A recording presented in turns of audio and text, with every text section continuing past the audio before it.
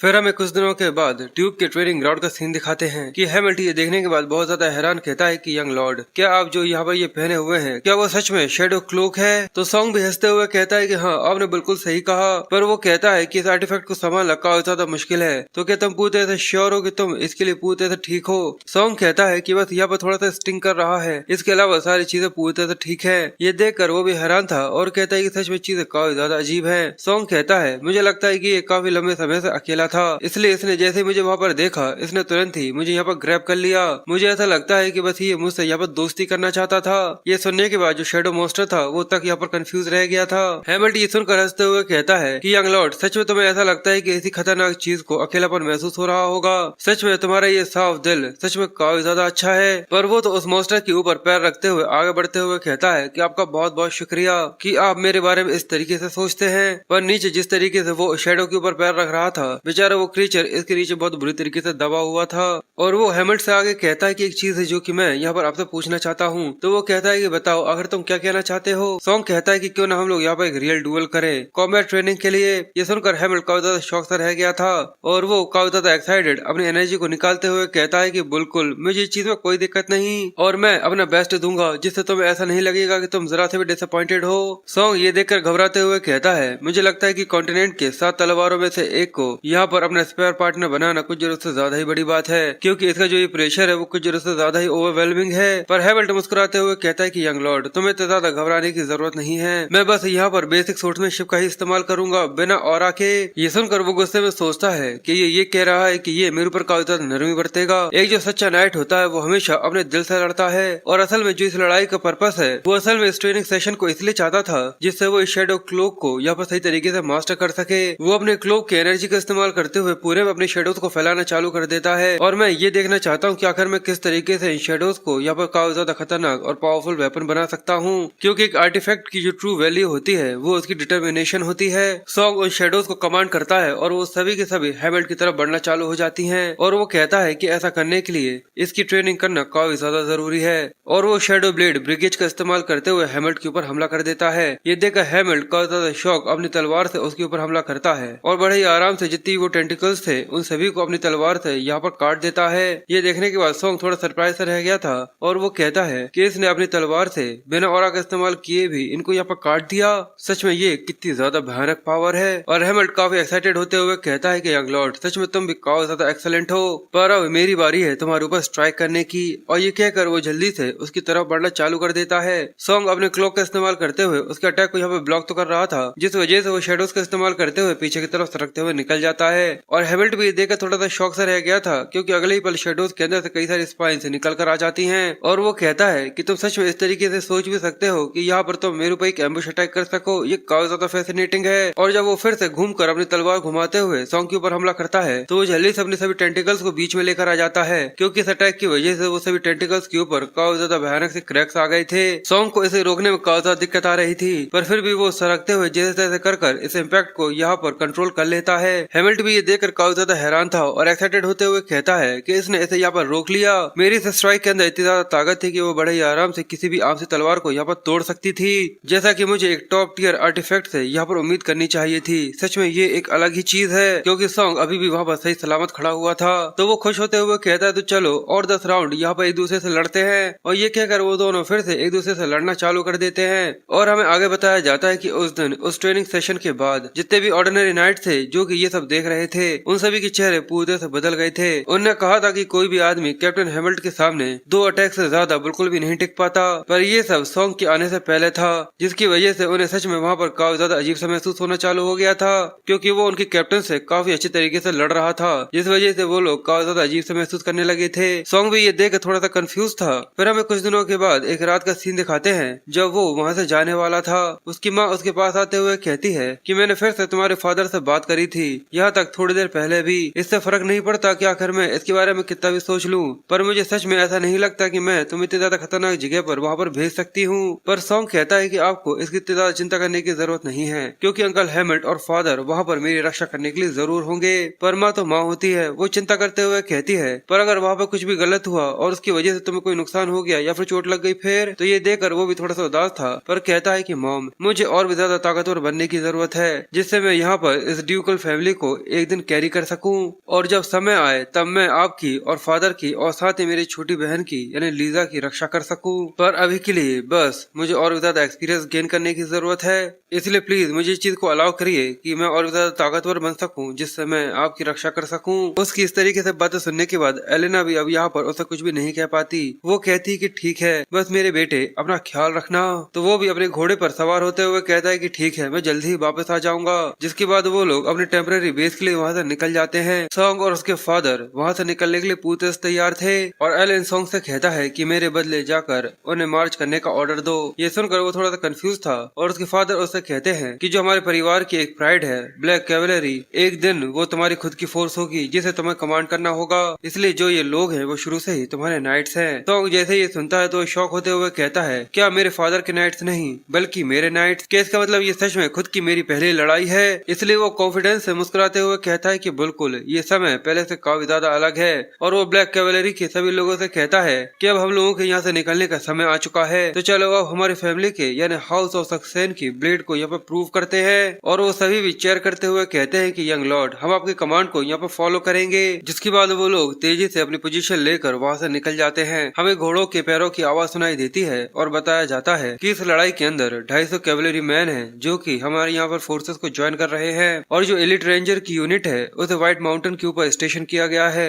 The winter wonders. और जो orcs थे जिन्हें यहाँ पर खत्म करना था उनकी संख्या लगभग 1000 के आसपास थी, और उसके लिए उन्हें अपर स्ट्रीम को यहाँ पर क्रॉस करना होगा जो कि सक्सेन रिवर से होता हुआ जाता है, जिससे वो उस ठंड और भूख से निकल सकते थे। पर जल्दी ही वो उसके बाद डाउन स्ट्रीम की तरफ भी आगे बढ़ना जरूर चालू करेंगे। पर ऐसा कुछ भी हो उससे पहले हम लोगों को यहाँ पर प्लान करते हुए सक्सेन रिवर से नीचे की तरफ यानी लोअर स्ट्रीम के अंदर जाना होगा, जिससे हम लोग उनके ऊपर एक सरप्राइज अटैक कर सके। और यहाँ पर बस केवल एक ही ऐसा लौता तरीका है जिससे ये 250 लोग यहाँ पर इस गहरी सी रिवर को जल्दी ही पार कर सकते हैं। और वो लोग पीछे की तरफ मुस्कुरा कर देखते हैं, और हमें वहाँ पर सिपिया दिखती है जो कि अपने मैजिक का इस्तेमाल करते हुए कहती है कि प्लीज सभी लोग थोड़ा सा साइड हट जाओ, मैं यहाँ पर तुम लोगों के लिए बर्फ से बना हुआ एक ब्रिज बनाऊंगी। जैसे सॉन्ग उसे देखता है तो वो भी उसे देखकर काफी ज्यादा खुश हो गया था, और वो सोचता है कि जरूर ये चीज तुम्हारे लिए काफी ज्यादा मुश्किल होगी, क्योंकि जिस तरीके के नियमों का तुम पालन करते हो उसके अंदर कोई भी वायलेंस नहीं होता और हमेशा पूरे में हारमोनी फैलाई जाती है, जो कि इस बैटल के अंदर बिल्कुल भी नहीं होने वाला। और उसके बाद भी तुम यहाँ तक आ गई। सिपिया अपने आइस मैजिक का इस्तेमाल करते हुए वहाँ पर झल्ली से एक काफी ज्यादा बड़ा और काफी ज्यादा चौड़ा सा ब्रिज बना देती है, जिससे वो लोग इस तरफ से उस तरफ उस नदी को यहाँ पर क्रॉस कर सके। वो एलन से कहती है कि मैं यहाँ पर उम्मीद करूंगी कि आप लोग यहाँ पर जरूर जीते। तो वो कहता है कि ठीक है और तुम्हारा बहुत बहुत शुक्रिया। जिसके बाद सॉन्ग उससे कहता है तो चलिए ठीक है टीचर, अब मैं भी यहाँ से जा रहा हूँ। जिसके बाद वो उसे छोड़कर वहाँ से निकल जाता है। ये देखकर सिपिया थोड़ी सी कंफ्यूज होते हुए कहती है कि ये काफी अजीब है। उसकी आंखों में आंसू आ गए थे। ये सोचकर काफी अजीब सा लगता है कि मेरा एक डिसाइपल है जो कि अपने मास्टर की इतनी ज्यादा चिंता करता है। जिसके बाद हमें और के टेम्पररी बेस का सीन दिखाते हैं जहाँ पर कैनियन के नीचे कई सारे टेंट्स लगे हुए थे। वहाँ पर रेंजर यूनिट्स जो कि विंटर वॉचर्स थे वो उनके ऊपर हमला करने के लिए पूरी तरह से तैयार थे, और वो अपने तीर कमान का इस्तेमाल करते हुए आसमान में जलते हुए एरो छोड़ देते हैं जो कि तेजी से जाकर उन टेंट से टकराते हैं और उन्हें जलाते हुए यहाँ पर खत्म करना चालू कर देते हैं। इस अचानक से हुए हमले की वजह से वो और काफी ज्यादा शौक और काफी ज्यादा हैरान हो गए थे, और इसकी वजह से यहाँ पर कई सारे तो मारे जाते हैं पर कई सारे इसकी वजह से काफी ज्यादा गुस्से में आ गए थे।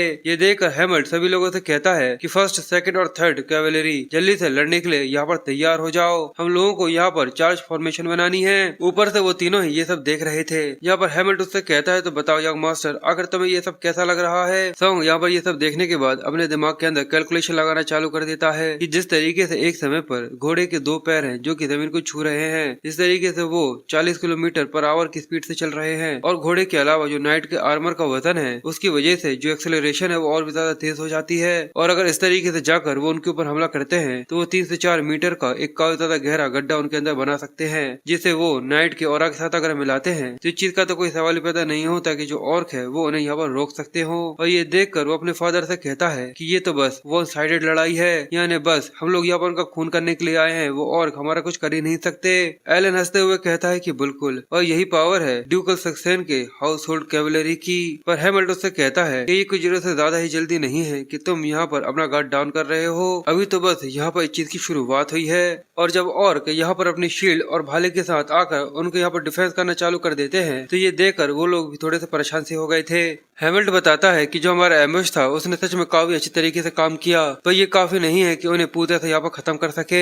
अभी के लिए हम लोगों को यहाँ से वापस जाना होगा और फिर सारी चीजों को सही तरीके से समझने के बाद फिर से उनके ऊपर चार्ज करना होगा। और इसलिए वो यहाँ पर एक सिग्नल ऊपर की तरफ भेजता है, जिसे देखने के बाद कैवलरी समझ जाती है कि उन्हें यहाँ से वापस जाना होगा और इसलिए वो अपने घोड़ों को घुमाकर फिर से ऊपर की तरफ जाना चालू कर देते हैं। और ये देखकर काफी ज्यादा कंफ्यूज और हैरान थे कि आखिर वो यहाँ पर ये क्या कर रहे हैं। पर एक नाइट जो कि सबसे पीछे था, ओगर उसे यहाँ पर निशाना बनाने की कोशिश करता है और अपने भाले को सीधे उसकी तरफ फेंकता है, जो कि सीधे ही जाकर उसके घोड़े से टकराकर उसे यहाँ पर मार देती है, जिसकी वजह से वो नाइट वहाँ पर गिरकर वहाँ पर घायल हो गया था। ये देखने के बाद सॉन्ग थोड़ा सा कंफ्यूज था और हैमिल्टन कहता है कि सच में उसकी किस्मत तो काफी ज्यादा खराब है। ये सुनने के बाद सॉन्ग पूरे से कपकपा गया था। उसके फादर कहते हैं कि हमारे यहाँ पर एक कैजुअलिटी हुई है, इसकी वजह से उसे गुस्सा आ रहा था। वो कहते हैं कि आखिर इनका क्या मतलब है, उन लोगों ने पहले ही उसे यहाँ पर मरा हुआ समझ लिया। और वो आगे कहते हैं कि हमारी एक प्राइडफुल तलवार अब दुश्मनों के सामने इस तरीके से यहाँ पर खुली पड़ी हुई है। और वो आदमी वहाँ पर घायल पड़ा हुआ था, जहाँ पर एक ओगर उसकी तरफ एक तलवार लेकर बढ़ रहा था। ये देखकर वो लोगों से कहता है कि आखिर आप लोग इसी तरीके से यहाँ पर खड़े क्यों हैं, आखिर आप लोग कुछ करते क्यों नहीं। वरना उसके फादर और अंकल उससे कुछ भी नहीं कह पा रहे थे। ये देखकर सॉन्ग सोचता है कि अगर मैं नीचे जाकर उसे अपने घोड़े के ऊपर लेकर वापस आने की कोशिश करता हूँ तो मैं काफी ज्यादा लेट हो जाऊंगा। मुझे यहाँ से इतनी दूरी से ही यहाँ पर इस ओगर को खत्म करना होगा। पर जो ओगर का सिर होता है दूसरे मोस्टर से काफी ज्यादा थिकर और टफर होता है, तो जो मेरा एग्जिस्टिंग फॉर्मूला है वो उसके लिए इतना ज्यादा खास नहीं रहेगा, क्योंकि जो मैंने आइस बुलेट के फॉर्मूले बनाए थे वो इतने ज्यादा पावरफुल नहीं है। पर अगर मैं उसके अंदर बुलेट का फॉर्मूला मिलाता हूँ तो शायद जो उसकी शार्पनेस है वो पहले से और भी ज्यादा बढ़ जाए। और जितनी ज्यादा उसकी दूरी है मुझे उसके अंदर स्नाइपर राइफल का भी फॉर्मूला मिलाना चाहिए, जिससे उसे यहाँ पर सपोर्ट मिले और बुलेट पूरी तरह से बैलेंस हो जाए। जिसके बाद वो यहाँ से निशाना लगाते हुए अपने तीनों फॉर्मूले को एक फॉर्मूले के अंदर कंबाइन करता है और वो ओगर उस लड़के को बस यहाँ पर खत्म करने ही वाला होता है। उससे ही पहले वो अपनी आइस बुलेट को सीधे ही उसकी तरफ दे मारता है और वो सीधे ही जाकर ओगर के सिर को एक ही बार में पूरी तरह से फोड़ देता है। ये देखने के बाद उसके फादर शॉक रह गए थे और अंकल बहुत ज्यादा हैरान थे। वो कहते हैं कि इतनी ज्यादा दूरी से भी उसने एक सीधा और इतना ज्यादा अच्छा निशाना लगाया।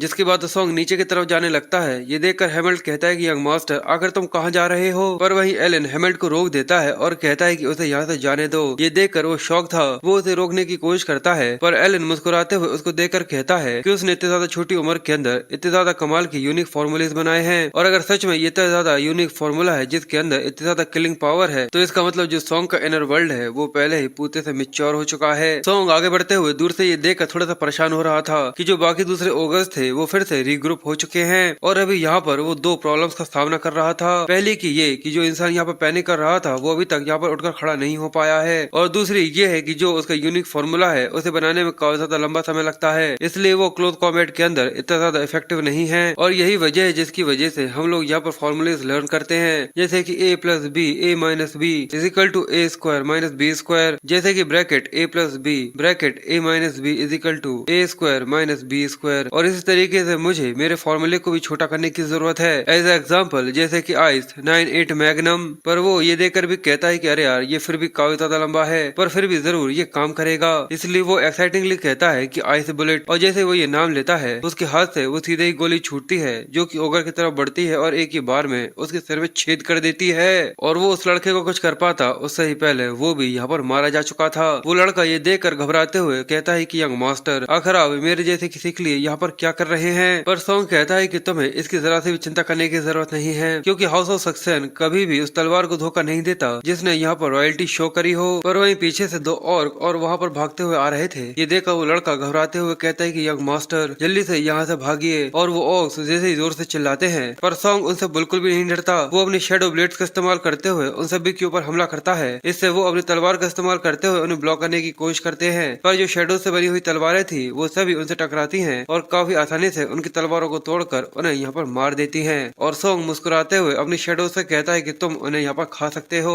और ये सुनने के बाद एक ओगर बहुत बुरी तरीके से डर गया था, क्योंकि उसके सामने एक ओगर को वो शेडो बहुत बुरी तरीके से चीर फाड़ कर खाने में लगी हुई थी। और फिर एक शेडो ब्लेड निकल कर आती है जो कि उसका भी गला यहाँ पर काट कर उसे भी यहाँ पर मार देती है। और उसका ये कटा हुआ सिर ये देखने के बाद दूसरा ओगर बहुत बुरी तरीके से डर गया था, और जिस तरीके से अब बस वहाँ पर उसकी हड्डियां रह गई थी ये देखने के बाद वो बहुत बुरी तरीके से पसीना पसीना हो जाता है। और सॉन्ग उससे कहता है कि अभी तक तुम यहाँ से नहीं भागे, जिसके बाद वो आइस ब्लेड का इस्तेमाल करते हुए उसे भी यहाँ पर खत्म कर देता है। जिसके बाद वो उससे कहता है चलो अभी के लिए ये काफी ज्यादा अच्छा है, पर वो लड़का उससे कहता है कि यंग मास्टर जो मेरे पैर है वो बिल्कुल भी काम नहीं कर रहे, है। ये देखने के बाद सॉन्ग को काफी गुस्सा आता है, जिसके बाद वो उसे बिल्कुल किसी प्रिंसेस की तरह अपनी गोदी में उठाते हुए कहता है तो चलो मैं तुम्हें लेकर चलता हूँ। जिसके बाद वो उसे उसकी कैवलरी के अंदर लेकर आ गया था और कहता है कि अंकल हैमिल्ट लीजिए, अब इसका अच्छी तरीके से ख्याल रखिएगा। और वो लड़का सच में बिल्कुल किसी प्रिंसेस की तरह काफी ज्यादा शर्मा रहा था। जिसके बाद सॉन्ग उसे लेकर वहाँ से निकल जाता है और हैमिल्ट अपनी जितनी भी कैवलरीज थी उनसे भी कहता है तो चलो अब लड़ने के लिए यहाँ पर तैयार हो जाओ। और वो उन सभी से कहता है कि उसके ऊपर हमला करो। और वो सभी खुश होकर यहाँ पर एक्साइटिंगली जितने मॉन्स्टर्स होते हैं उन सभी के ऊपर अटैक करना चालू कर देते हैं। और फिर कुछ देर बाद सक्सेन के बेस के अंदर हमें पता चलता है कि ओगर को खत्म करने का जो यहाँ पर मिशन था उसे कंप्लीट कर लिया गया है। और उसके फादर ने सॉन्ग को अपने पास बुलाया था। वो कहते हैं कि सब्जुकेशन को लेकर मेरे तुमसे कुछ क्वेश्चंस हैं, इसलिए मैं तुमसे कुछ बात करना चाहता हूँ और मुझे बताओ कि आखिर वो असली वजह क्या थी जिस वजह से तुम एनिमी के सामने इस तरीके से अकेले भाग के चले गए थे। और आखिर तुम वहाँ पर क्या सोच रहे थे इस तरीके से बेवकूफों की तरह कि तुमने इस तरीके की कोई बेवकूफी करी। सॉन्ग ये सुनकर थोड़ा सा डर गया था और वो सोचता है कि आखिर अचानक ही ये मुझे इस तरीके से डांट क्यों रहे हैं। और फिर वो उससे आगे कहते हैं तो क्या तुम मुझे बताओगे कि आखिर तुम इस तरीके से दुश्मन की टेरिटोरी के अंदर अकेले क्यों चले गए थे। तो वो थोड़ा सा हिम्मत करते हुए कहता है कि हाँ बिल्कुल, आपने कहा था कि सक्सेन हाउस की जो नाइट्स हैं मुझे उन्हें एक दिन लीड करना है, तो मैं तो बस यहाँ पर सिंपली अपने जो मिशन था उसे यहाँ पर कैरी कर रहा था। ये सुनने के बाद एलन मुस्कुराते हुए कहता है कि जो तुम्हारी ये वजह है वो सच में काफी ज्यादा बेकार है। ये सुनकर सॉन्ग थोड़ा सा कंफ्यूज रह गया था, पर एलन सोचता है कि तुम्हें काफी अच्छी तरीके से पता है कि तुम्हारे नाइट और फादर को किस तरीके से चेरिश करना है, इसी वजह से तो वो इस तरीके से एक्टिंग कर रहा था। पर सॉन्ग उसे कहता है कि क्या मैं आपसे यहाँ पर ये पूछ सकता हूँ कि आप लोग वहाँ पर खड़े रहकर अपने नाइट को मरता हुआ कैसे देख सकते हैं। तो वो सॉन्ग को बताता है कि असल में जो नॉर्थन फ्रंट लाइन है हाउस सक्सेस बॉर्डर की, असल में वो डीमन किंग की टेरिटोरी से मिलती है। वो जगह जो कि यहाँ पर काउंटर्स मोस्टर्स को इंड्योर करती है और एक नाइट जो कि फ्रंट लाइन के अंदर लड़ता है वो इस उम्मीद में अपनी तलवार बाहर नहीं निकालते कि कोई उनकी यहाँ पर रक्षा करने के लिए आएगा। वो कहता है कि सबके बाद भी मैंने तो बस एक नाइट की जान बचाई है जो कि यहाँ पर आपके लिए लॉयल था। तो उसके फादर उससे कहते हैं कि बिल्कुल जैसा कि तुम ये कह रहे हो कि तुम इस चीज को मीन करते हो, पर क्या तुम्हें सच में ऐसा लगता है कि जब बैटल फील्ड के अंदर वो लोग सर्वाइव नहीं कर पाएंगे तो क्या वो सच में तुम्हारे ऊपर काउंट करेंगे। तुम उन्हें इस चीज के ऊपर यकीन करने पर मजबूर कर रहे हो कि जब भी ऐसा समय आएगा तो कोई ना कोई उनकी जान बचाने के लिए वहाँ पर जरूर होगा।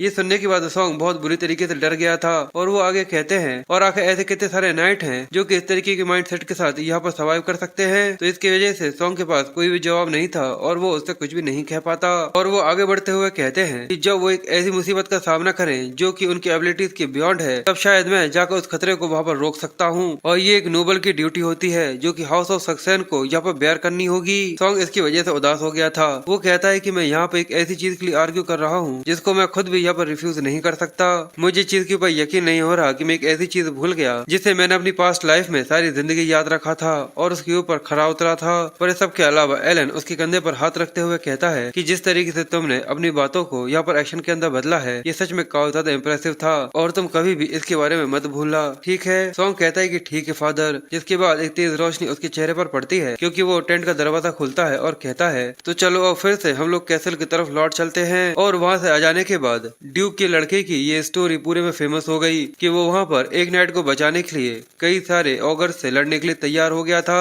और ये एम्पायर के चैटर्स के लिए सच में काफी ज्यादा अच्छा गॉसिप मटेरियल था। और वो कहता है कि वो ऑगर्स का नंबर जो कि यंग मास्टर ने यहाँ पर काट डाले थे वो 1000 से भी ज्यादा थे और इस कहानी के 9 ऐसे हिस्से थे जो कि यहाँ पर सच थे, पर कुछ ऐसी चीजें थी जो कि कुछ जरूरत से ज्यादा ही एक्साइटमेंट के अंदर बदल गई थी और ये एम्पायर के अंदर बिल्कुल किसी जंगली आग की तरफ फैल गई। और यहाँ तक यंग मास्टर को जब इसके बारे में पता चला था तो वो भी इसकी वजह से काफी ज्यादा एम्बेरस महसूस कर रहे थे और इस इवेंट ने कुछ ऐसी हवाएं थी जिन्हें रास्ते में छेड़ दिया था क्योंकि कुछ दिनों के बाद जब ड्यूक नाइट के ट्रेनिंग ग्राउंड के अंदर हमें दिखाते हैं तो सभी लोग वहाँ पर यंग मास्टर को देखकर उसे काफी ज्यादा ग्रीट करते हैं और उसके सामने झुक जाते हैं। ये देखने के बाद सॉन्ग सच में काफी ज्यादा शर्मिंदा हो रहा था और वो लोग यहाँ पर उसे रिस्पेक्ट शो करते हुए कहते हैं कि सर आपका यहाँ पर बहुत बहुत स्वागत है। और इस सब की वजह से बेचारे सॉन्ग के टमाटर जैसे लाल गाल हो गए थे और वो उन लोगों से कहता है कि सच में तुम लोगों को इस तरीके से करने की बिल्कुल भी जरूरत नहीं है। और हैमिल्ट भी उसे चेयर करते हुए कहता है कि तुम्हारे फ्यूचर के लिए हमें और भी ज्यादा ताकतवर बनना जरूरी है और हम लोग यहाँ पर तुम्हारे कमांड को ओबे करने के लिए पूरी तरह से तैयार हैं। और ये कहकर वो बार बार सॉन्ग को यहाँ पर चेयर करने में लगे हुए थे और ये देखकर वो कहता है कि सच में ये लोगों के अंदर कुछ जरूरत से ज्यादा ही आग भरी हुई है। और तब एक सर्वेंट आती है जो कि सॉन्ग को बताती है कि अब समय हो चुका है कि हाउस ऑफ ओरल हार्ट की जो गेस्ट है वो यहाँ पर आने वाले हैं। तो ये सुनकर वो उससे कहता है कि एवी तुम्हारा बहुत बहुत शुक्रिया। और सॉन्ग सोचता है कि जल्दी जो हमारे स्पेशल गेस्ट आने वाले हैं उन्हें ग्रीटिंग करने के लिए जाना होगा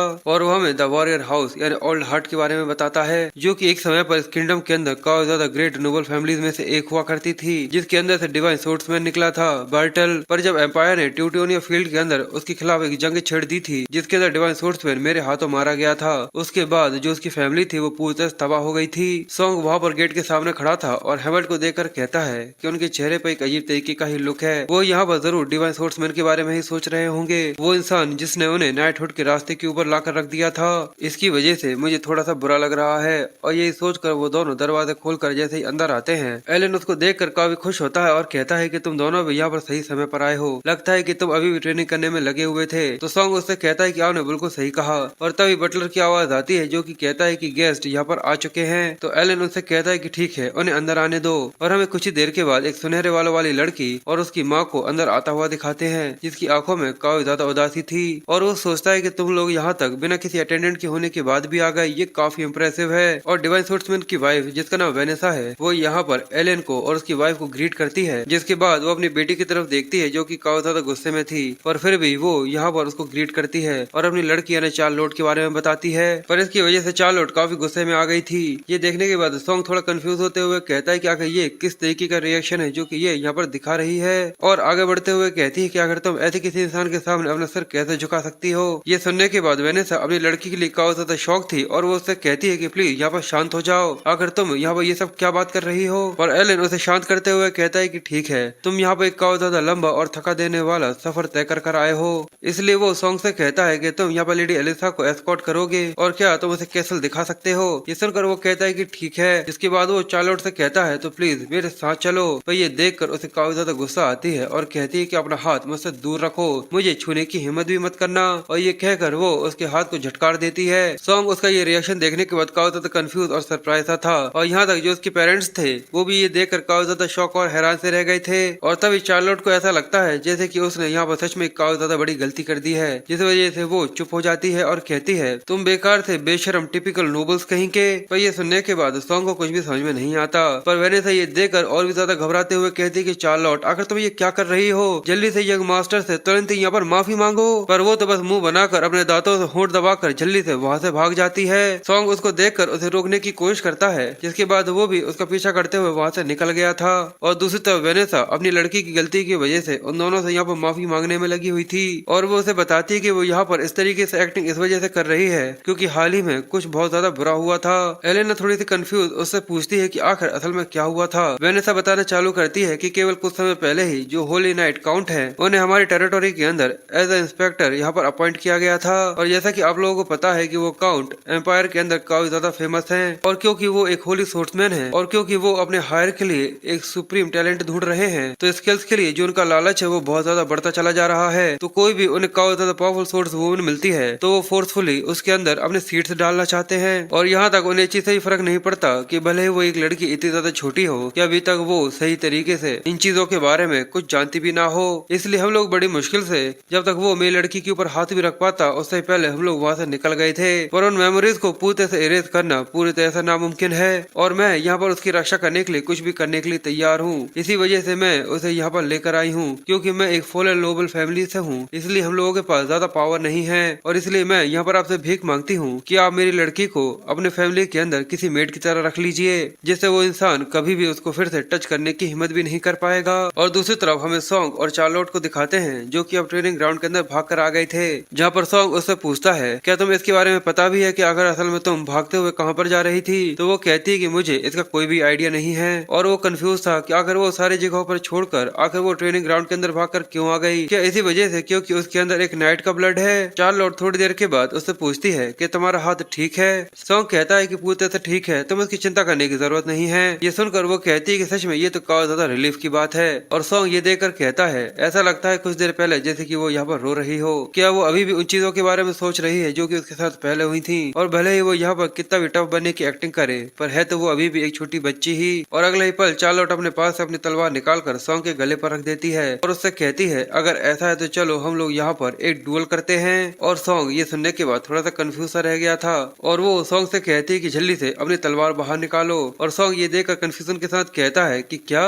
और साथ ही वो सोचता है कि ये लड़की बस वही करती है जो कि वो यहाँ पर करना चाहती है। पर सॉन्ग कहता है कि इसके लिए मुझे कोई वजह चाहिए। वो कहती है कि मैंने इसके बारे में कई सारे रूमर सुने हैं कि तुम एक काफी ज्यादा खतरनाक और काफी ज्यादा कमाल के इंसान हो, कि तुमने अकेले ही एक फॉलन नाइट के लिए 1000 से भी ज्यादा ओगर्स को मार गिराया था। और ये सुनने के बाद सॉन्ग इस चीज के बारे में इमेजिन करते हुए कहता है कि ये चीज बिल्कुल भी सही नहीं है। और चार्लोट आगे कहती है, और अगर मैं यहाँ पर तुम्हें हरा देती हूँ तो इसका मतलब ये है कि इंपीरियल के अंदर ऐसा कोई भी नहीं है जो कि यहाँ पर मेरा सामना कर सकता हो। इस चीज से मैं पूरी दुनिया को ये दिखा दूंगी कि मैं काफी ज्यादा स्ट्रॉन्गर हूँ, और इससे मैं इस चीज को भी साबित कर दूंगी कि मैं अपनी फैमिली की उससे यहाँ पर रक्षा कर सकती हूँ। सॉन्ग ये सुनकर कहता है, क्या उससे? चार्लोट बताती है, द सोर्ड मास्टर काउंट ब्रेंडनबर्ग। जैसे सॉन्ग ये नाम सुनता है तो वो ये सुनकर बहुत ज्यादा शॉक और हैरान सा रह गया था, और वो सोचता है कि मैं कभी भी एम्परर के उस कमीने के बारे में नहीं भूल सकता जिसने पीछे से आकर मेरी पीठ में खंजर घोंपा था, और बस यहाँ पर उसका नाम सुनने की वजह से ही मेरा खून खोलना चालू हो चुका है। और क्योंकि हम दोनों का जो गोल है वो बिल्कुल एक जैसा है, तो इसे मेरा एक एलाय बनाना काफी ज्यादा अच्छा आइडिया होगा।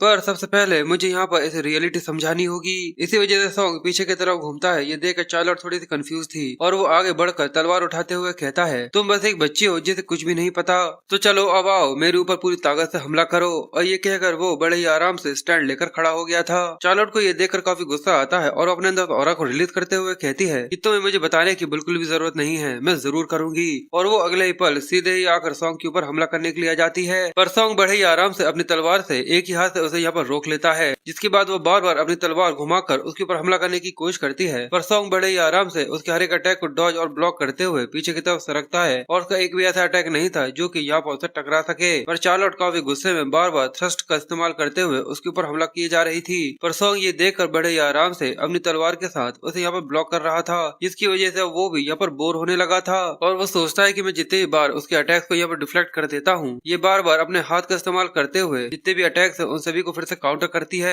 और इससे बड़ी बात तो ये है कि वो यहाँ पर हल्की फुल्की ऑरा को भी इस्तेमाल कर पा रही है। और इस तरीके के रीपर को रखना जो कि इसके शरीर के लिए कुछ जरूरत से ज्यादा ही बड़ा है, और किसी मेज के लिए जो कि मानव को जनरेट करता है सर्कल्स का इस्तेमाल करते हुए जो कि उसके हार्ट के अंदर बने होते हैं। एक नाइट अपने लिमिट्स को यहाँ पर क्रॉस कर सकता है अगर वो अपनी बॉडी के अंदर से ऑरा को रिलीज करता है। और इन सब के बीच में चार्लोट घूमते हुए उसके ऊपर आकर फिर से हमला कर देती है, पर वो बड़े ही आराम से अपनी तलवार से उसके अटैक को यहाँ पर ब्लॉक कर लेता है, और फिर उसे पीछे की तरफ धकेल देता है। और साथ ही वो सोचता है कि जैसा कि मुझे लगा था कि खून बिल्कुल भी झूठ नहीं बोलता। चार्लोट फिर से अपनी तलवार को सीधा करते हुए उसकी तरफ थ्रस्ट का इस्तेमाल करती है। तो सॉन्ग भी ये देखकर थोड़ा सा हैरान सा रह गया था, क्योंकि बड़ी मुश्किल से उसके इस अटैक को वो यहाँ पर ब्लॉक कर पाया था। और चार्लोट लगातार उसके ऊपर हमला करते हुए कहती है कि अगर वो बस यहाँ पर इतना ही कर सकता है तो मैं यहाँ पर अभी भी अपर हैंड के अंदर हूँ, क्योंकि जब मेरा जन्म हुआ था उससे पहले जो मेरे फादर थे वो वहाँ पर खत्म हो चुके थे। पर हर रात मेरी माँ मुझे उनकी स्टोरी सुनाया करती थी। वो कहती थी क्योंकि वो यहाँ पर नहीं है तो मैं डिवाइन सोर्स की एक प्राउड डॉटर होने के नाते मुझे अपनी फैमिली की रक्षा करनी चाहिए। और मेरी तलवार उसे कभी भी ये नहीं पता चला कि आखिर उसे कहाँ पर रुकना था।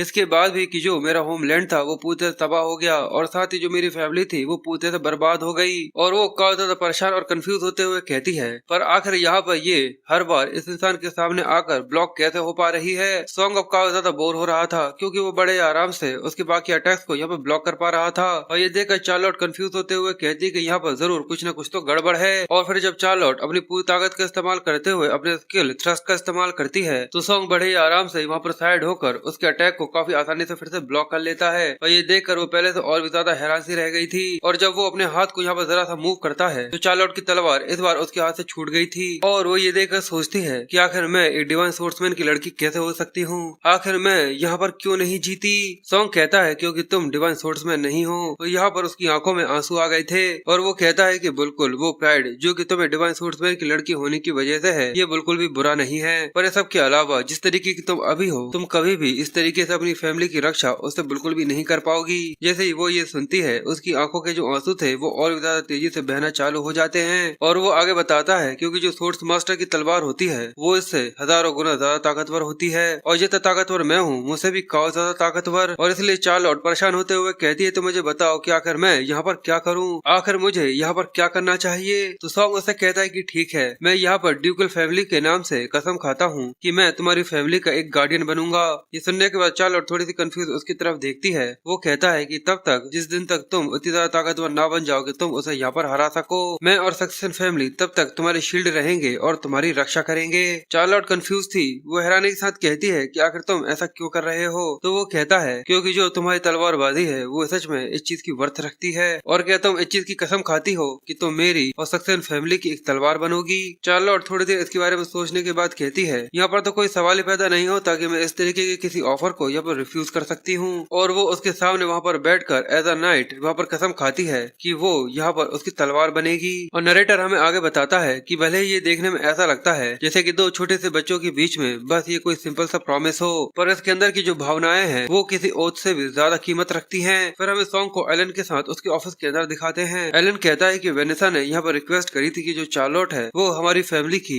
एक नौकर यानी हैंड मेडन बने, पर इसके बारे में सोचा नहीं था कि वेनेसा पर पहले से ही इस चीज के लिए एग्री कर चुकी है। तो आखिर तुम दोनों बच्चों के बीच में यहाँ पर क्या हुआ है? तो सॉन्ग उससे कहता है कि मैंने यहाँ पर उसे वादा किया है कि मैं यहाँ पर ड्यूकल फैमिली ऑफ सक्सेन के नाम से उसकी फैमिली की रक्षा करने की कसम खाता हूँ। जैसे वो ये सुनता है एलन थोड़ा सा गुस्से में आ गया था और वो उससे कहता है कि मैं पूरी तरह से श्योर हूँ कि तुमने यहाँ पर ड्यूकल फैमिली के नाम को इस तरीके से इन्वोक नहीं किया होगा क्योंकि तुम्हें बस उसकी यहाँ पर कंडीशन के ऊपर दया आ रही थी। तो ये सुनकर वो उससे कहता है कि फादर ऐसा बिल्कुल भी नहीं है। एलन कहता है तो बताओ आखिर तुम्हें इससे क्या मिलेगा? तो वो बताता है कि इसकी वजह से जो डिवाइन सोर्समैन की सोलो ब्लड लाइन है वो बस केवल हमारी फैमिली के अंदर ही रहेगी, जो कि उसका टैलेंट है वो काफी ज्यादा कमाल का है। और मैंने भी उससे ये वादा लिया है कि जो मिस चार्लोट है वो हमेशा ही मेरे लिए पूरी तरह फेथफुल रहेगी। और यहाँ पर इससे जो मुझे मिला है वो ये है कि जो डिवाइन सोर्समैन की बस केवल एक लौती तलवार है वो बस केवल ड्यूकल फैमिली के अंदर रहेगी। ये सुनने के बाद एलन भी थोड़ा सरप्राइज रह गया था और वो मुस्कुराते हुए कहता है कि ये काफी अच्छा है। और सॉन्ग अपने ही मन में कहता है अभी के लिए बस वही अकेली है जिसके पास डिवाइन सोर्समैन की ब्लड लाइन है और मुझे लगता है कि ये ब्रेंडन बर्ग के खिलाफ सच में काफी ज्यादा अच्छा ब्लो होगा। और दूसरी तरफ हमें कैप्टन ट्यूटोनिया का सीन दिखाते हैं कि उस कैसल के अंदर से काफी ज्यादा जोर से चिल्लाने की आवाज आ रही थी। हमें एक कांच टूटा हुआ दिखता है और ब्रेंडन बर्ग जोर से चिल्लाते हुए कहता है आखिर उन कमीनों की पहले यहाँ पर कदम बढ़ाने की हिम्मत भी कैसे हुई? तो उसके सामने का वो आदमी उसे माफी मांगता है और ब्रेंडन बर्ग काफी ज्यादा गुस्से में चिल्लाते हुए कहता है तुम बेवकूफ कमीने कहीं के, आखिर तुम लोग वहाँ पर क्या रहे थे? तुम लोग यहाँ पर एक छोटे से बच्चे को पकड़ने में फेल हो गए। तो वो आदमी बताता है कि हम लोगों ने असैसिन्स भेजे थे पर देखकर लगता है कि वो लोग सक्सेशन की स्टेट के अंदर पहुंचने से पहले ही मारे गए थे। और अब मुझे लगता है कि जो चार्लोट है वो उसकी स्टेट के अंदर वहाँ पर रह रही है। ब्रेंडन को ये सुनकर काफी गुस्सा आ रहा था। वो सोचता है कि ये सारे कमीने पूरी तरह से बेकार हैं, उनमें से एक भी नहीं है जो कि यहाँ पर जरा सा भी काम कर सके। और वो अपनी तलवार के पास जाकर उसे यहाँ पर सहलाते हुए कहता है कि वो दिन और वो सॉन्ग को जिस दिन उसने मारा था उस दिन के बारे में याद करते हुए कहता है ये बिल्कुल भी वो सही नहीं है, मैंने सही कहा ना मेरी होली सॉर्ड। और वो पागलों की तरह अपनी तलवार को चाटते हुए कहता है कि मेरी प्यारी फियोंसे प्लीज थोड़ा सा और वेट करो, मैं तुम्हारे लिए आ रहा हूँ। और इससे फर्क नहीं पड़ता कि आखिर मुझे यहाँ पर क्या करना होगा, पर मैं एक परफेक्ट ब्लड लाइन को तुम्हारे लिए सक्सीड करूंगा जिससे वो तुम्हें यहाँ पर उठा सके। और वो अपने आदमी से कहता है कि जाकर थीफ गिल्ड से कह दो और साथ ही किसी को ड्यूकल के पास भी भेजो, मैं यहाँ पर कोई भी कीमत देने के लिए तैयार हूँ, जहाँ तक मुझे 1000 से भी ज्यादा सोने के सिक्के ही क्यों न देने पड़ जाएं, पर उसे यानी चार्लोट को मेरे पास लेकर आओ। अब इसी तरीके से एक हफ्ता बीत चुका था जहाँ पर चार्लोट ने वो ओथ ली थी और अब उस समय के बाद से जब से वो ड्यूक के कैश लिस्ट से बाहर निकली थी ट्यूटोनिया के लिए ये चीज काफी ज्यादा अलग थी। अब उसे अंदर रहकर अच्छी तरीके से ट्रेनिंग करनी होगी क्योंकि वो एक लेडी इन द वेटिंग है। और इसके अलावा सॉन्ग से एक बार स्पा करना उसके रूटीन का एक डेली पार्ट बन गया था। हैमल्ट यहाँ पर उन दोनों को जज करता है, वो कहता है क्या तुम दोनों इस चीज के लिए तैयार हो? सॉन्ग कहता है कि बिल्कुल। तो वो भी कहती है कि हाँ मैं भी इस चीज के लिए तैयार हूँ। हैमल्ट ये देखकर कहता है अगर ऐसा है तो चलो इस चीज को शुरू करते हैं। और अगले ही पल वो दोनों ही अपनी तलवारों को टकराते हुए क्लैश करना चालू कर देते हैं। सॉन्ग इस चीज को काफी ज्यादा एंजॉय कर रहा था। यहाँ पर चार्लोट अपने क्लैश का इस्तेमाल करते हुए उसके ऊपर अटैक करती है तो ये थ्रस्ट उसके ऊपर बिल्कुल भी काम नहीं करता और चार्लोट उसके ऊपर बार बार हमले करने की कोशिश कर रही थी पर वो पीछे की तरफ जंप करते हुए उसके हर एक अटैक को यहाँ पर डॉज कर लेता है। चार्लोट को इसकी वजह से गुस्सा आ रहा था पर अब यहाँ पर वो भी सॉन्ग के अटैक्स को समझने लगी थी और उन दोनों को इसी तरीके से एक दूसरे के साथ लड़ता हुआ देखकर जहाँ पर चार्लोट को थोड़ा सा स्ट्रगल करना पड़ रहा था, हैमल्ट ये देखकर कंफ्यूज था कि सच में ये दो बच्चों के बीच के डुअल है। भले ही अभी ये लोग एक नाइट के लेवल तक ना पहुंचे हों पर फिर भी मैं इनके अंदर से काफी टेरिफाइंग किलिंग इंटेंट को महसूस कर पा रहा हूँ जो कि समय के साथ बढ़ रहा है। दूसरी तरफ सॉन्ग अपने कोट का इस्तेमाल करते हुए यहाँ पर उसके ऊपर एम्बुश अटैक करने का कोशिश करता है। ये देखकर चार्लोट थोड़ी सी कंफ्यूज थी पर अगले ही पल उसे समझ में आ जाता है और वो उसके ऊपर अपनी तलवार से हमला कर देती है। पर सही समय पर हैमल्ट बीच में आकर उन दोनों की तलवारों को यहाँ पर रोक लेता है क्योंकि इसकी वजह से सॉन्ग को दिक्कत हो सकती थी, इसलिए वो उससे कहता है कि तुमने यहाँ पर काफी ज्यादा कमाल का काम किया। सच में चार्लोट ये काफी ज्यादा एक्सीलेंट था। पर वो हैमल्ट से कहती है कि अपने खाली कॉम्प्लीमेंट अपने पास ही रखो, मुझे तुम ये बताओ कि आखिर मेरे अंदर किस चीज की कमी है। हैमल्ट उससे पूछता है कि तुम्हें रीपर के कोर के बारे में पता है कि अगर उसे किस तरीके से इस्तेमाल करते हैं। तो वो कहती है क्या थ्रस्टिंग का इस्तेमाल करना? तो हैमल्ट कहता है कि नहीं, असल में जो उसका कोर होता है वो तुम्हारे 2 पैर होते हैं। अगर मैं दूसरी भाषा में कहूँ तो वो फुटवर्क होता है जो कि तुम यहाँ पर इस्तेमाल करते सकते हो। जो यंग मास्टर सॉन्ग है वो लगातार डिस्टेंस को कम करते हुए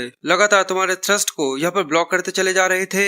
ऐसे समय पर तुम्हें भी यहाँ पर डिस्टेंस क्रिएट करते हुए एक दूसरी अपॉर्चुनिटी देखनी चाहिए, क्योंकि रीपर के साथ तुम जितने ज्यादा अपने आर्म्स को बैंड और एक्सटेंड करोगी उतनी ज्यादा पावर को तुम यहाँ पर अप्लाई कर पाओगी। वरना इसकी वजह से जो तलवार है वो वेव की तरह काम करेगी और इसकी वजह से जो थ्रस्ट है उसको तुम सही तरीके से यहाँ पर इस्तेमाल नहीं कर पाओगी। और हेमल्ट आगे कहता है, ऐसा लगता है कि तुम्हें अपने फंडामेंटल्स को फिर से यहाँ पर रीबिल्ड करना चाहिए। ये सुनकर चार्लोट गुस्से में कहती, क्या तुमने क्या कहा? वो कहता है कि मैंने पहले इस चीज को नोटिस कर लिया था, क्योंकि जो तुम्हारे स्टैंड्स है और जो फुटवर्क है वो काफी ज्यादा फ्लॉपी है और वो बिल्कुल भी सही नहीं है। ये सुनने के बाद वो मुंह बनाते हुए कहती है कि ये इसी वजह से है क्योंकि कभी भी मुझे कोई गाइड करने वाला ढंग तरीके का टीचर मिला ही नहीं। हेमल्ट कहता है कि पर अब मैं यहाँ पर हूँ तो मुझे लगता है कि मैं तुम्हारे ये बेकार से थ्रस्ट को यहाँ पर सही तरीके से संभाल सकता हूँ। ये सुनकर वो कहती है, क्या बेकार से थ्रस्ट को? तो ये सुनकर वो हंसना चालू कर देता है और सॉन्ग उससे कहता है कि प्लीज थोड़ी सी शांत हो जाओ। और हेमल्ट उससे कहता है कि मैं तो बस तुम्हें थोड़ा सा परेशान कर रहा था क्योंकि तुम काफी ज्यादा क्यूट हो। और ये सुनने की वजह से वो थोड़ी सी शर्मा रही थी पर उसकी आंखों में आंसू आ गए थे। और सॉन्ग ये देखकर कहता है कि मैं तो ये देखकर काफी हैरान हूँ कि ये यहाँ पर सर हेमल्ट की टीचिंग्स की वजह से काफी तेजी से ग्रो कर रही है, जो कि कॉन्टिनेंट के 7 तलवारों में से एक है। इसलिए अब मुझे लगता है कि मुझे भी और भी ज्यादा कड़ी मेहनत करनी जरूरी है। अगर मैं यहाँ पर ये नहीं चाहता कि चार्लोट मुझसे आगे निकल जाए। पर हमें माना सर्कल को बनाने की प्रोसेस के बारे में बताया जाता है कि वो ज्यादातर एक जैसी होती है। तुम्हें अपने पास माना के फ्लो को महसूस करना चाहिए जो कि तुम्हारे हार्ट बीट के साथ यहाँ पर लिंगरिंग करता है तब तक जब तक तुम यहाँ पर एक दूसरे माना सर्कल को स्टेब्लिश ना कर दो, जिसके बाद तुम एक माना सर्कल को अपने दिल के पास इम्प्रिंट कर सकते हो। पर सबसे बड़ी दिक्कत की बात तो ये है कि इसे बनाने में कई सारे साल लग जाते हैं। जिसके बाद वो सिपिया को जाकर इसके बारे में बताता है तो वो शॉक होकर हैरानी के साथ कहती है, क्या तुम सच में सेकंड सर्कल तक पहुंच चुके हो? तो वो कहता है कि हाँ, मैं सच में सेकंड सर्कल तक पहुंच चुका हूँ। जो माना की स्पीड होती है जो कि यहाँ पर माना सर्कल को फॉर्म करता है उसे आरपीएम से मेजर किया जाता है। और ज्यादातर जो फर्स्ट सर्कल मेज होते हैं उनके पास 300 रोटेशन पर मिनट की स्पीड होती है, यानी 300 आरपीएम। पर जो मेरी करंट आरपीएम है वो असल में 2000 है, वो भी फर्स्ट सर्कल के लिए और उससे ऊपर के लिए। और जो सेकंड सर्कल होता है उसके लिए 400 चाहिए होती है। और अगर मैं यहाँ पर एक न्यू सर्कल को एक्सटेंड करना चाहता हूँ तो उसके लिए कम से कम मुझे 300 आरपीएम की और ज्यादा जरूरत होगी। इसका मतलब यही है कि मैं पहले ही थर्ड सर्कल की रिक्वायरमेंट्स को पूरा कर चुका हूँ। पर अब क्योंकि मैं सेकंड सर्कल तक पहुँच चुका हूँ तो क्या मुझे यहाँ पर कुछ एक्सपेरिमेंट्स करने चाहिए। और इसलिए वो आसपास देखते हुए सोचकर कहता है कि मुझे यहाँ पर अपने पहले की बनाए हुए आइस बुलेट को थोड़ा सा एनहेंस करने की कोशिश करनी चाहिए। और वो अपने आइस बुलेट की स्ट्रेंथ को यहाँ पर बढ़ाते हुए उसके वेट को थोड़ा सा बढ़ा देता है और साथ ही उसकी हार्डनेस को भी, जिसकी वजह से वो पहले से और भी ज्यादा पावरफुल हो चुकी थी। जिसके बाद वो एक पेड़ के ऊपर एम लगाता है और अपने नए बनाए हुए फॉर्मूले के साथ जैसे उस बुलेट को शूट करता है तो वो सीधे ही जाकर उस पेड़ से टकराती है और वो बड़े ही आराम से उसे पूरी तरह तबाह कर देती है। उसके अंदर एक काफी ज्यादा बड़ा और काफी ज्यादा भयानक सा गड्ढा हो गया था। ये देखने के बाद सॉन्ग खुद भी काफी ज्यादा हैरान होते हुए कहता है कि आखिर ये क्या है, कि ये सच में हमेशा से इतना ज्यादा आसान था कि मैं गोली से इस तरीके से कोई इतना ज्यादा बड़ा छेद बना सकता हूँ। अब लगता है कि बस फर्स्ट सर्कल से सेकंड सर्कल पर पहुंचने की वजह से जो इफेक्ट है पहले से और भी ज्यादा बढ़ चुका है। और सिपिया ये देखकर खुश होते हुए कहती है कि जैसा कि मुझे लगा था तुम सच में काफी ज्यादा फास्ट लर्नर हो। और इसके लिए भी वो अपने टीचर का ही शुक्रिया करता है और कहता है कि ये सब बस आपकी वजह से ही हुआ है। और वो कहती है कि वो न्यूज जो कि एक नाइट की जान बचाने की थी ओगर से, या फिर वो स्टोरी जो कि लेडी चार्लोट से जुड़ी हुई है। एक बच्चा जो कि काफी अच्छे तरीके से जानता है कि आखिर उसे अपनी पावर्स को किस तरीके से इस्तेमाल करना है। और सच में इस बच्चे का जो टैलेंट है वो काफी ज्यादा डराने के लिए काफी है। पर ये हर बार मुझे और भी ज्यादा रीजंस देता है जिससे मैं इसके ऊपर और भी ज्यादा भरोसा कर सकूं। और ये सब सोचते हुए सिपिया सॉन्ग को यहाँ पर लाकर गले लगा लेती है और कहती है कि तुम सच में मेरे काफी ज्यादा प्राउडफुल स्टूडेंट हो। और ये देखने के बाद सॉन्ग थोड़ा सा शर्मा रहा था और वो हैरानी के साथ सोचता है कि ऐसा तो नहीं था, पर क्या वो हमेशा से ही इस तरीके से फिजिकल कांटेक्ट के लिए कैजुअल रहा करती थी। सच में ये काफी ज्यादा ऑकवर्ड है। और वो अपने आप को समझाते हुए कहता है कि सच में मैं पहले काफी ज्यादा सरप्राइज हो गया था, पर वो जरूर मुझे बिल्कुल किसी बच्चे की तरह देखती होगी। पर फिर वो अपने आप को संभालते हुए कहता है कि नहीं, मेरे पास ऐसी किसी भी चीज के लिए बिल्कुल भी समय नहीं है, अभी बस मुझे अपनी प्रैक्टिस के ऊपर फोकस करना चाहिए। जिसके बाद वो अपने एक दूसरे स्पेल यानी आइस वॉल को इस्तेमाल करते हुए वहाँ पे एक काफी ज्यादा बड़ी आइस से बनी हुई दीवार को खड़ा कर देता है जिसके अंदर से कई सारे स्पाइन से निकले हुए थे। जिसके बाद वो अपनी एक दूसरी आइस बुलेट का इस्तेमाल करता है जो कि बिल्कुल किसी शॉट गन की तरह इस्तेमाल होती है। यानी पहली बार में तो वो बिल्कुल किसी बुलेट की तरह जाती है, पर आगे जाने के बाद उसके अंदर से कई सारे छल्ले निकलते हैं जो कि सीधे ही जाकर उस आइस वॉल से टकराकर उसे पूरी तरह से तबाह करने की ताकत रखती है। पर कई सारी आइस की बॉल थी जो कि टकराकर फिर से सॉन्ग की तरफ ही आने लगी थी। ये देखकर वो अपने बैरियर को बनाकर उनसे यहाँ पर बच जाता है और उसे ये देखकर काफी ज्यादा अच्छा भी लग रहा था। और वो सोचता है कि मुझे स्लग के अंदर इसको अप्लाई करके ट्राई करना चाहिए। और वो ये सब सोच ही रहा था, पर अगले ही पल उसे वहाँ पर चार्लोट की आवाज आती है और वो कंफ्यूजन के साथ चार्लोट को देखता है जो कि पेड़ से वहाँ पर टिक कर उसे ही देख रही थी, जो कि उससे कहती है तो तुम यहाँ पर प्रैक्टिस कर रहे हो। सॉन्ग चार्लोट को देख कर कंफ्यूज था। वो कहता है कि आखिर तुम यहाँ क्या कर रही हो। वो बताती है कि मैं यहाँ पर स्टेप्स की प्रैक्टिस कर रही थी जो कि हैमिल्टन ने मुझे सिखाई थी। तो सॉन्ग उससे कहता है पर लगता है कि तुम इस तलवारबाजी को सीखते हुए इस चीज को काफी ज्यादा एंजॉय कर रही हो। जैसे वो ये सुनती है तो उसके चेहरे पर हल्की सी शर्म आ गई थी और वो कहती है कि हाँ बिल्कुल, और वो उससे आगे कहती है कि इसके अलावा एक और चीज है जो कि क्या तुम जानते हो। सॉन्ग थोड़ा सा कंफ्यूज था और वो आगे कहती है कि प्लीज मुझे माफ कर दो क्योंकि पहले मैं काफी ज्यादा सेल्फिश एक्ट कर रही थी। मुझे सच में उस चीज का काफी ज्यादा पछतावा हो रहा है कि मैं पहले तुमसे कितनी ज्यादा रूड थी। प्लीज मुझे माफ कर दो। तो सॉन्ग उसके मजे लेते हुए कहता है कि तुम बस शुरू में केवल रूड ही नहीं थी। जैसे वो ये सुनती है तो वो और भी ज्यादा शॉक और स्टंग रह गई थी, पर अगले ही पल वो मुस्कुराते हुए कहता है पर मैं यहाँ पर तुम्हारे लिए स्पेशल एक्सेप्शन रख सकता हूँ, तो चलो मैंने तुम्हें माफ किया। ये सुनकर चार्लोट काफी ज्यादा खुश हो गई थी और वो कहता है कि बिल्कुल ये चीज पूरी तरह से ठीक है और तुम्हें यहाँ पर इतना ज्यादा फॉर्मल होने की भी जरूरत नहीं है। जिसके बाद वो दोनों ही एक पेड़ के नीचे खड़े हुए थे और वो बताती है कि मुझे सच में ये वेदर काफी ज्यादा अच्छा लगता है क्योंकि अगर मैं रात को भी अपनी तलवारबाजी की प्रैक्टिस करती हूँ तो ये तुरंत ही यहाँ पर मुझे पूरी तरह शांत कर देती है। सॉन्ग ये सुनकर थोड़ा सा कंफ्यूज उसकी तरफ देख रहा था कि चार्लोट यहाँ पर पहले से काफी ज्यादा खुश रहने लगी थी और वो सोचता है कि यहाँ पर ऐसा भी कोई इंसान है जो कि बिल्कुल मेरी ही तरह यहाँ पर चीजें सोचता है और ये सोचकर वो भी इस चीज के लिए काफी ज्यादा खुश हो रहा था कि अब मैं पहले से और थोड़ा सा खुश हूँ। और हमें दूसरी तरफ से उन लोगों को इस तरीके से खड़ा हुआ देखकर आवाज आती है कि सच में समय काफी ज्यादा तेजी से जाता है, क्यों तुम्हें ऐसा नहीं लगता। मैं ये सोच के थोड़ी सी हैरान हो जाती हूँ कि हमारा लड़का सच में इस उम्र में आ चुका है। एलन कहता है कि तुम्हें लगता है कि वो दोनों एक अच्छा पेयर बन सकते हैं। तो एलेना मुस्कुराते हुए कहती है कि हम लोगों को इसके बारे में जल्दी ही पता चल जाएगा जैसे जैसे हम लोग उन्हें देखते रहेंगे। तो वो कहता है मुझे लगता है कि मुझे पता है कि आखिर मुझे यहाँ पर क्या करना है और ये एक माँ की ड्यूटी होती है कि वो अपने सन को यहाँ पर गाइड करे कि वो अपनी फीलिंग्स को सही तरीके से समझ सके। फिर हमें कुछ समय के बाद आउटस्ट्राइक का सीन दिखाते हैं। एलेना एक भिखारी को वहाँ पर खाना और कपड़े दे रही थी जिस वजह से वो खुश होकर उसे यहाँ पर दुआएं दे रहा था और ये देख रहा सॉन्ग काफी ज्यादा खुश था। यहाँ पर कई सारे भिखारी और कई सारे गरीब लोग रहते हैं। मेरी माँ हमेशा ही अपने आप को रिलीफ करने के लिए आती है और उनका यही मेन काम है कि वो हर एक हफ्ते यहाँ पर आकर खाना पानी लोगों को प्रोवाइड करते हैं और साथ ही जॉब अरेंज करवाती है। और इस साल से चार्लोट और मैंने भी उन्हें यहाँ पर ज्वाइन किया है। और वहीं चार्लोट एक लड़के से कहती है कि हे आखिर क्या हुआ। वो उसका हाथ पकड़े हुए रोते हुए कहता है कि प्लीज मेरी मदद करो, मेरी माँ खतरे में है। ये सुनने के बाद चार्लोट थोड़ी सी घबरा जाती है और वो उससे कहता है कि प्लीज बिग सिस्टर मेरी मदद करो।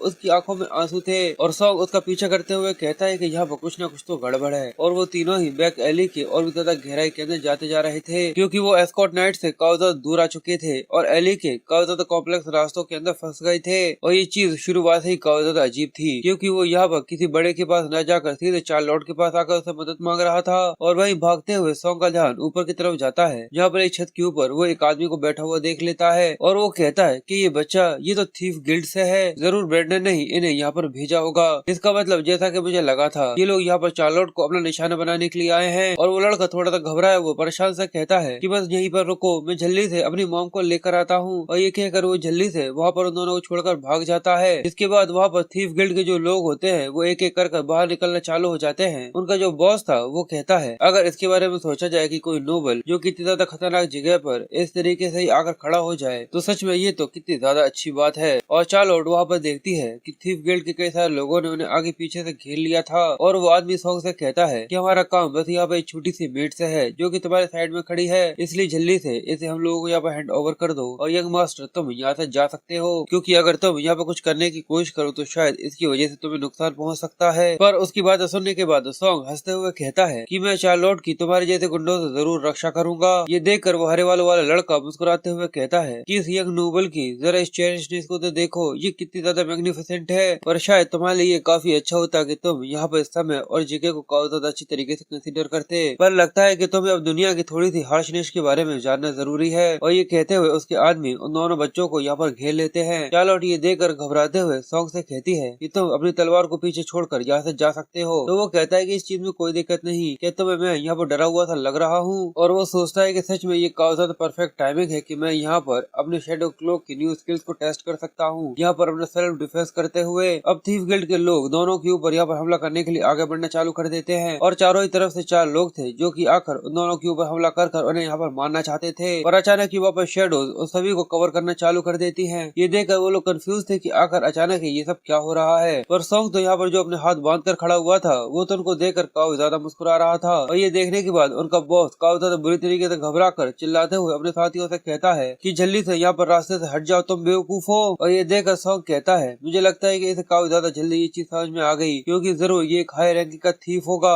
जैसा कि मुझे उससे उम्मीद करनी चाहिए थी। और इसी वजह से उन चारों में से 3 लोग जल्दी से अपनी जान बचाने के लिए पीछे की तरफ भाग जाते हैं, जिससे वो बड़ी मुश्किल से इससे यहाँ पर बच पाए थे। पर एक लड़के की किस्मत इतनी ज्यादा अच्छी नहीं थी, क्योंकि वो शैडोज उसे यहाँ पर घेर लेती है और अगले ही पल हमें वहाँ पर पूरे में खून ही खून फैलता हुआ दिखता है। और वो कहता है कि जब से मैं सेकंड सर्कल पर पहुंचा हूँ, उसके बाद से मैंने शैडो क्लोव की कुछ न्यू स्किल्स है जिनको डिस्कवर किया है कि ये यहाँ पर एक शैडो क्रिएचर बना सकता है, जो कि बिल्कुल किसी पैरासाइट की तरह होगा, जो कि यहाँ पर एक अनडेड सोल्जर को क्रिएट करेगा, जो कि खुद से ही यहाँ पर आगे पीछे घूम सकता है। और वो शैडो सीधे ही उस आदमी के मुंह से उसके शरीर के अंदर एंटर करना चालू कर देती है। और ये देखने के बाद शैडो थीफ का बॉस और उसके सभी लोग बहुत बुरी तरीके से घबरा गए थे, क्योंकि वो शैडो यहाँ पर उस आदमी को पूरे से कवर करते हुए उसे ट्रांसफॉर्म करने में लगी हुई थी। ये देखने के बाद वो भी हैरान होते हुए कहते हैं कि आखिर ये चीज क्या है। और अब यहाँ पर उनके एक साथी अनडेड ज़ॉम्बी बन चुका था, जो कि सच में काफी ज्यादा भयानक और काफी ज्यादा खतरनाक लग रहा था। और वो उसे देखकर घबराते हुए कहते हैं कि ये तो एक अनडेड सोल्जर है, जो कि देखकर लगता है कि सच में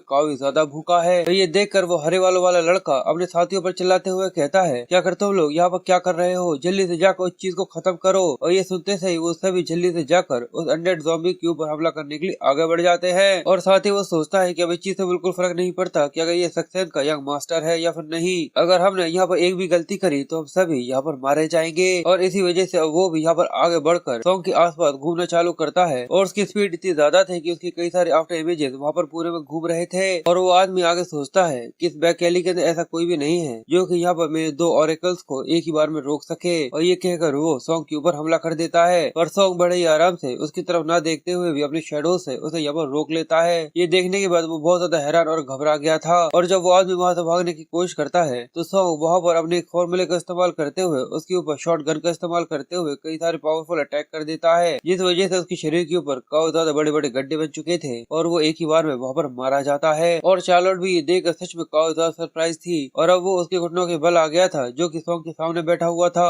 और जो उसके बाकी सभी साथी थे उन सभी को अनडेड ज़ॉम्बी ने यहाँ पर मार दिया था। सॉन्ग भी उसको देखकर थोड़ा सा कंफ्यूज था कि वो आदमी अभी भी यहाँ पर जिंदा है। वो कहता है कि इसको मेरे एक शॉट ने यहाँ पर खत्म नहीं किया, जैसा कि मुझे इसकी ऑरा से उम्मीद करनी चाहिए थी। इसने अपनी बॉडी के ऊपर अपने ऑरा को पूरी तरह से फैला लिया था। और वो मरते हुए कहता है कि नहीं, अभी ये चीज बिल्कुल भी खत्म नहीं हुई है। और वो आगे बढ़ते हुए सॉन्ग से कहता है कि मरो। पर अगले ही पल शैडो से कई सारे ब्लेड्स आती हैं, जो कि उसे 2 टुकड़ों में काट कर यहाँ पर खत्म कर देती है। जिसके बाद वो उस अनडेड ज़ॉम्बी की तरफ बढ़ता है जिसने अपने साथियों को खत्म कर दिया था। जिसके बाद वो उन्हीं को यहाँ पर खाना चालू कर देता है और कहता है कि मैं भूखा हूँ, मैं बहुत ज्यादा भूखा हूँ। जिसके बाद सॉन्ग चार्लोट के पास जाता है, जो कि उससे पूछता है कि तुम्हें कहीं पर चोट तो नहीं लगी। तो वो वहाँ पर गिरी हुई कहती है कि नहीं, मुझे कुछ नहीं हुआ। पर अभी भी उनमें से एक साथी था जो कि वहाँ पर बचा हुआ था, पर वो अपने सभी साथियों को मरा हुआ देखकर बहुत बुरी तरीके से डर कर वहाँ से भागने की कोशिश करता है। पर ये देखने के बाद सॉन्ग अपनी आइस बुलेट का इस्तेमाल करते हुए सीधे उसके पैर को यहाँ पर तोड़ देता है, जिस वजह से वो दर्द में किर्रारते हुए वहाँ पर गिर गया था। और वो रोते हुए कहता है कि प्लीज मुझे बचा लो, मुझे बचा लो। और वहीं पर सॉन्ग अपनी शैडो से कहता है तो अब चलो वापस आ जाओ। और ये कहते थे वो बिल्कुल किसी पैरासाइट की तरह उस आदमी के शरीर को छोड़कर फिर से सॉन्ग के पास आ जाती है। और जिस तरीके से वो निकली थी ये देखकर चार्लोट थोड़ी सी डर गई थी।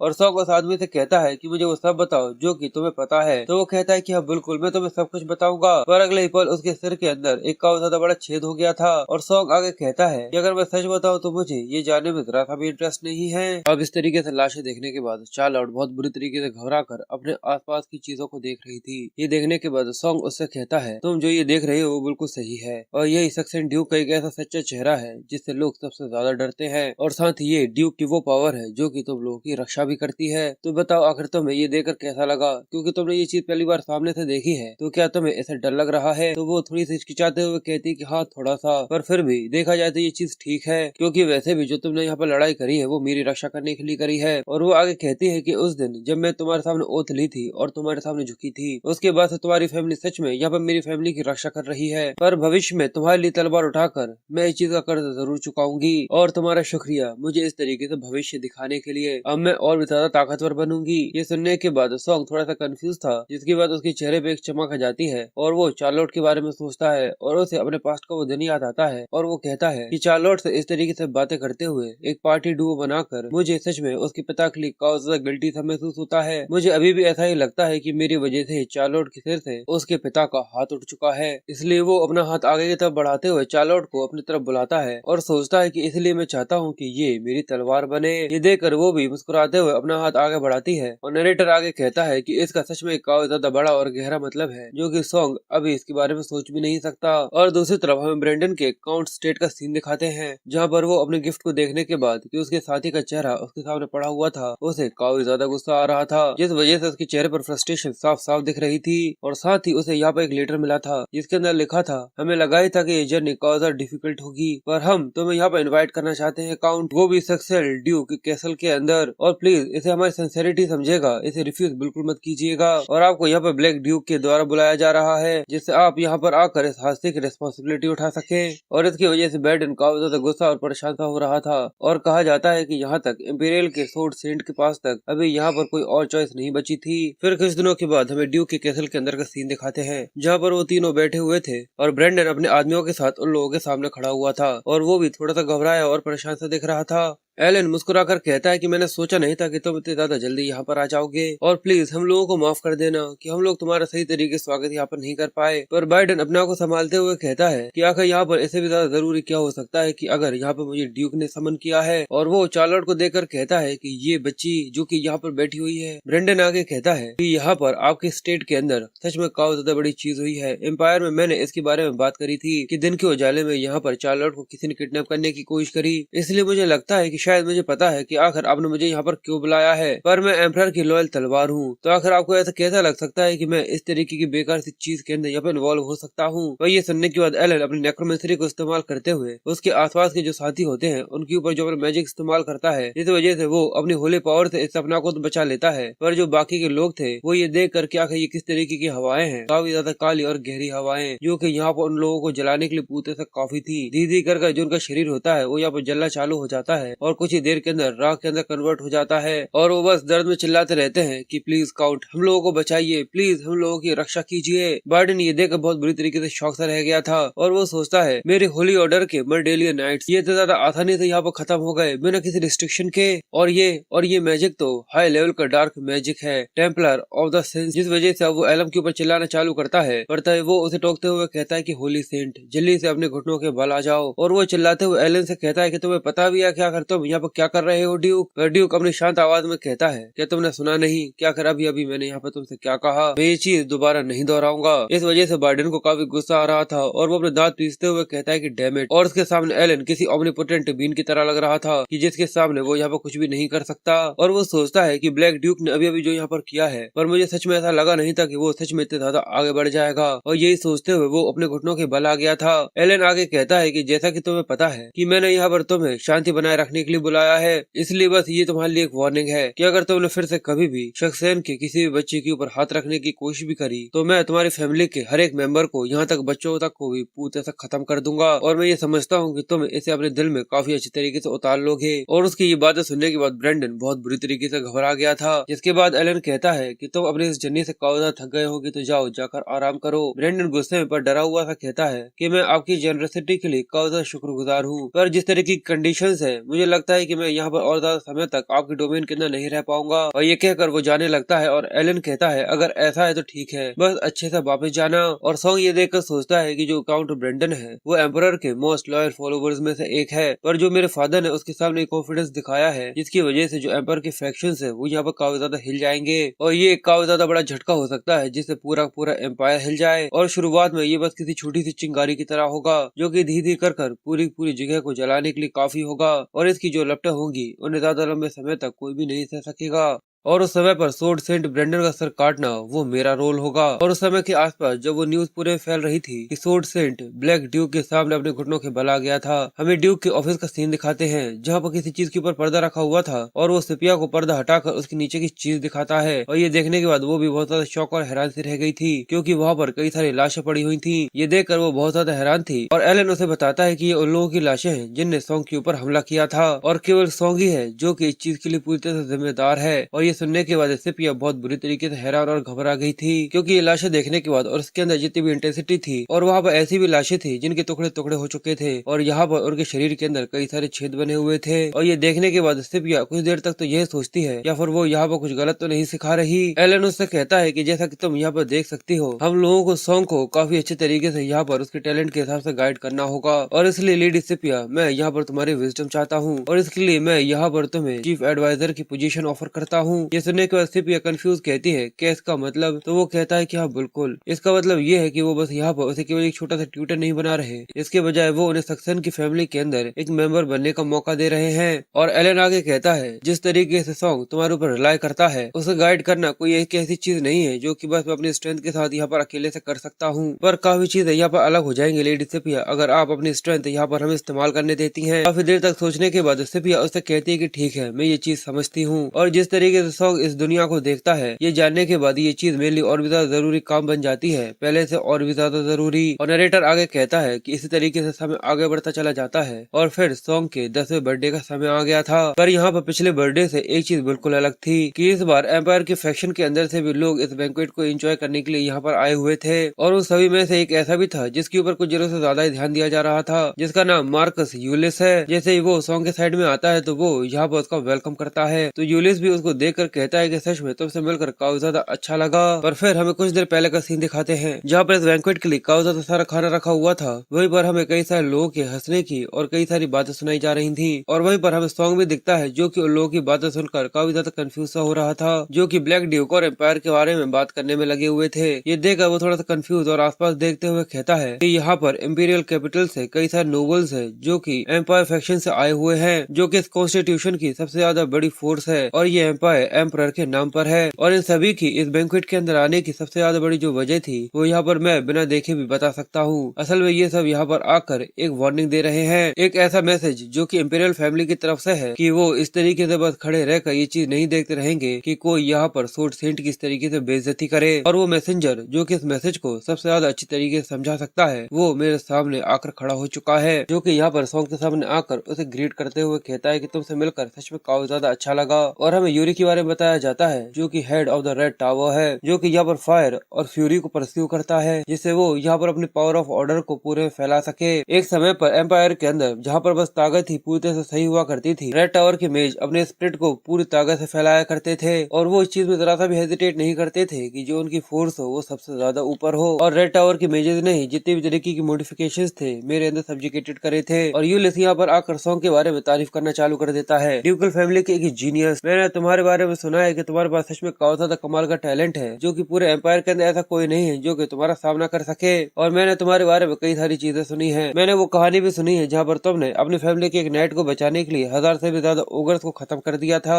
वो भी बस 9 साल की उम्र के अंदर। तुम तो सच में ड्यूक के लड़के हो। ये सुनकर सॉन्ग भी उसके साथ इस गेम को खेलने के लिए तैयार हो जाता है, और वो कहता है कि मैं उम्मीद करूंगा कि आपका ये समय सच में काफी ज्यादा अच्छा बीते। जिसके बाद वो वहाँ से आधी रात के अंदर निकल जाता है और सोचता है सच में हर साल इसी तरीके से बर्थडे विशेष लेना सच में काफी ज्यादा थका देता है। अगर सच में मेरे पास कोई तरीका होता तो मैं चार्लोट के साथ ट्रेनिंग करना पसंद करता, पर ऑफिशियली तो चार्लोट वहाँ पर मेरी माँ को असिस्ट करने में लगी हुई है। और इस सब के अलावा ये चीज भी बहुत ज्यादा खतरनाक हो सकती है कि अगर डिवाइन स्पोर्ट्समैन की लड़की इस तरीके से स्पोर्ट्समैनशिप प्रैक्टिस करते हुए किसी को दिख जाती है तो मुझे लगता है कि मेरे स्पोर्ट फॉर्म के साथ मुझे यहाँ पर अकेले प्रैक्टिस करनी चाहिए। और ये सब सोचते हुए वो ट्रेनिंग ग्राउंड की तरफ ही बढ़ रहा था, पर तभी अचानक उसे पीछे से किसी की चिल्लाने की आवाज आती है। सुनकर वो काफी ज्यादा घबरा गया था। वहाँ पर कोई चिल्ला रहा था कि हे तुम छोटी सी सर्वेंट, क्या तुम चुपचाप से नहीं बैठ सकती। ये सुनने के बाद वो घबराते हुए कहता है कि ये आवाज तो ऐसा नहीं हो सकता, और सॉन्ग झल्ली से जहाँ से वो आवाज आ रही थी वहाँ पर भागना चालू कर देता है। हमें ईवी को दिखाते हैं जो कि रोते हुए कहती है कि प्लीज मुझे यहाँ पर छोड़ दो, मैं सक्सेन फैमिली की एक सर्वेंट हूँ। तो एक लाल बालों वाला मोटा सा आदमी उसके ऊपर चढ़ा हुआ उससे गुस्से में कहता है कि अगर तुम्हारी जैसी एक घटिया सी सर्वेंट की इस तरीके से ड्यूकल फैमिली का नाम लेने की हिम्मत भी कैसे हुई। और इसके अलावा भले ही ये यंग लॉर्ड का बर्थडे हो या फिर कुछ भी हो, वहाँ पर सब बैठकर बस अपने मजे लेने में लगे हुए हैं, पर मैं सभी लोगों के साथ वहाँ पर समय बर्बाद करने के बजाय यहाँ पर लड़कियों के साथ खेलने में काफी ज्यादा समझदारी समझता हूँ। इसलिए अगर अब तुमने जरा सा भी यहाँ पर रेजिस्ट करने की कोशिश करी तो मैं तुम्हारा मुंह काट कर उसके 2 टुकड़े कर दूंगा। क्या तुम्हें समझ में आया आखिर अभी अभी मैंने यहाँ पर क्या कहा। पर थोड़ी देर में सॉन्ग वहाँ पर आ जाता है जो कि चिल्लाते हुए उस मोटे से आदमी से कहता है कि हे